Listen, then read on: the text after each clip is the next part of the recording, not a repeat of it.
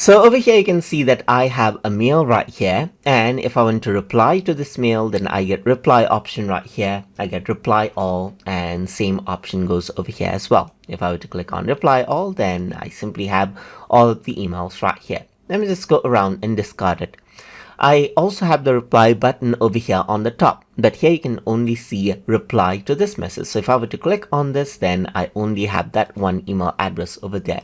I can expand and then choose reply all right here. But let's say what I want is I want the default over here to be reply all itself. In that case, you can go around onto view and then go to view settings. And then what you can do is you can go around over here onto, let's say for example, compose and reply. And over here, you can choose reply all as default over here in reply or reply all. And then click on save. Once you do that, what happens is that if I were to go around onto home now you can see reply all as an option. And if I were to click on this, then reply all is the default action, as you can see right here.